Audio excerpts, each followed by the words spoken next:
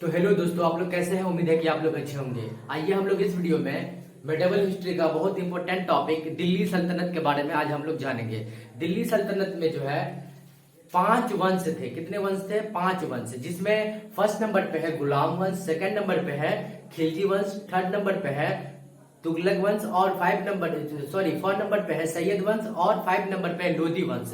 तो जिसमें हम लोग गुलाम वंश के बारे में जानेंगे। मेडिवल हिस्ट्री का बहुत इंपॉर्टेंट टॉपिक है। इससे कॉम्पिटिटिव एग्जाम में बहुत ज्यादा क्वेश्चन पूछता है। ये चाहे कोई भी एग्जाम दीजिए, इससे बहुत ज्यादा क्वेश्चन बनता है। तो आइए हम लोग हिस्ट्री का बहुत इंपॉर्टेंट टॉपिक, जिसमें दिल्ली सल्तनत में गुलाम वंश के बारे में आज हम लोग जानेंगे। ठीक है, तो देखिए गुलाम वंश का जो शासनकाल था वो 1206 से 1290 ईस्वी तक था। याद रखिएगा, ये जो 1206 से 1290 ईस्वी तक इसका शासनकाल था। ठीक है, गुलाम वंश।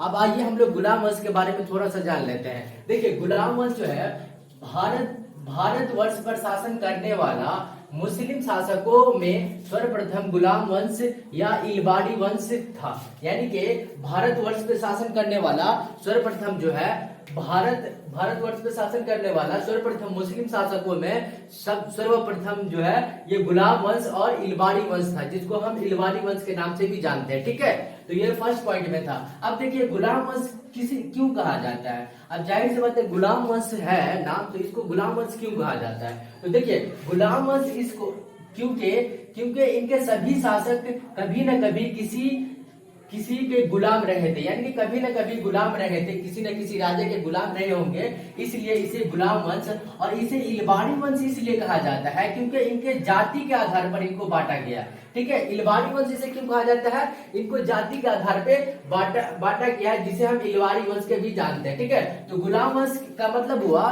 कि इसमें जितने भी शासक थे, गुलाम वंश में जितने भी शासक थे, किसी न किसी के गुलाम रहे होंगे, इसलिए इसको हम लोग गुलाम वंश कहते हैं। ठीक है, याद रखिएगा।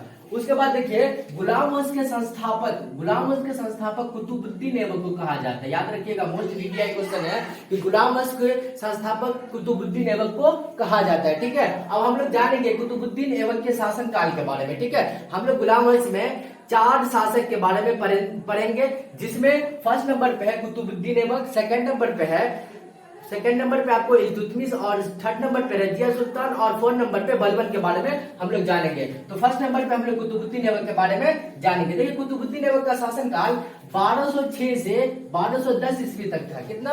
1206 से 1210 ईस्वी तक।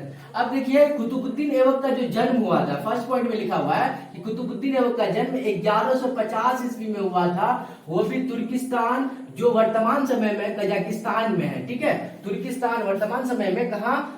कजाकिस्तान। यानी कि कुतुबुद्दीन ऐबक का जन्म 1150 ईस्वी में तुर्किस्तान कजाकिस्तान में, वर्तमान समय में कहा है? कजाकिस्तान में हुआ था। ठीक है, याद रखिएगा, मोस्ट वीवीआई क्वेश्चन है कि कुतुबुद्दीन ऐबक का जन्म किस देश में हुआ था। तो कजाकिस्तान, वर्तमान समय में ये जो है कजाकिस्तान में है, तुर्किस्तान। ठीक है, याद रखिएगा।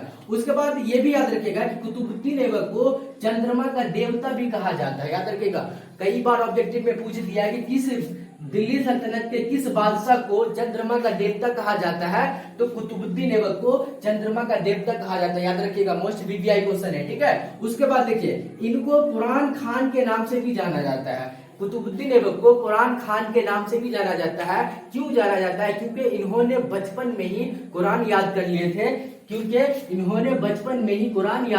थे, इसलिए इन्हें कुरान खान के नाम से भी जाना जाता है। याद रखिएगा, कई बार ये भी ऑब्जेक्टिव में पूछ दिया कि किस बादशाह को कुरान खान के नाम से जाना जाता है। तो कुतुबुद्दीन ऐबक को। ठीक है, याद रखिएगा। अगला पॉइंट में लिखा हुआ है कि कुतुबुद्दीन ऐबक को लाख बख्श, याद रखिएगा, लाख बख्श भी कहा जाता है। ये भी कई बार ऑब्जेक्टिव में पूछ दिया है कि किस बादशाह को, दिल्ली सल्तनत के किस बादशाह को लाख बख्श के नाम से जाना जाता है। तो याद रखिएगा, ये कुतुबुद्दीन ऐबक को लाख बख्श के नाम से भी जाना जाता है। याद रखिएगा, ठीक है, मोस्ट वीवीआई क्वेश्चन है, इसको 3 स्टार दे दीजिए। ये जो है कई बार ऑब्जेक्टिव में पूछ दिया है। ठीक है, याद रखिएगा। उसके बाद कुतुबुद्दीन ऐबक ने कुव्वत अल इस्लाम के नाम से, याद रखिएगा, ये जो है कुव्वत अल इस्लाम के नाम से दिल्ली में भारत की पहली मस्जिद बनाई थी। याद रखिएगा, ये जो कुतुबुद्दीन ऐबक है कुव्वत अल इस्लाम के नाम से दिल्ली में भारत की पहली मस्जिद बनाई थी, याद रखिएगा, ठीक है। उसके बाद देखिए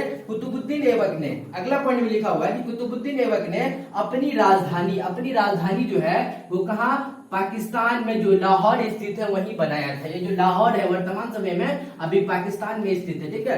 तो कुतुबुद्दीन ऐबक ने अपनी राजधानी कहाँ बनाया था, तो लाहौर में, याद रखिएगा, ठीक है। मोस्ट वीवीआई क्वेश्चन है, ये भी कई बार ऑब्जेक्टिव में पूछ दिया है, कुतुबुद्दीन ऐबक ने अपना राजधानी कहाँ बनाया था, तो लाहौर में, ठीक है। लाहौर को बनाया था अपना राजधानी, ठीक है, याद रखिएगा। उसके बाद इन्होंने बख्तियार काकी के नाम से, ये याद रखिएगा कि बख्तियार काकी के नाम से दिल्ली में कुतुब मीनार की नींव डाली थी, यानी कि नींव रखी थी।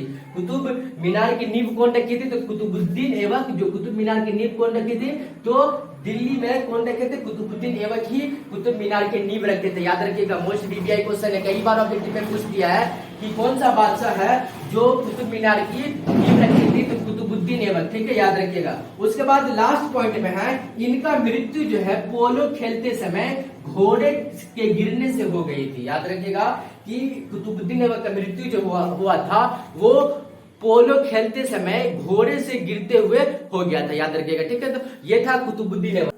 गुलाम वंश में हम लोग एक शासक के बारे में जाने हैं जिसका नाम कुतुबुद्दीन ऐबक है, याद रखिएगा। ये जो कुतुबुद्दीन ऐबक है, अगले वीडियो में हम लोग इल्तुतमिश के बारे में जानेंगे, उससे अगले वीडियो में हम लोग रजिया सुल्तान, और उससे अगले वीडियो में बलबन के बारे में जानेंगे। अगर आप लोगों को यह वीडियो अच्छा लगा हो तो लाइक करें, और चैनल पे नए हो तो चैनल को जरूर सब्सक्राइब कर लेंगे। मिलते हैं नेक्स्ट वीडियो में, तब तक के लिए जय हिंद, जय भारत।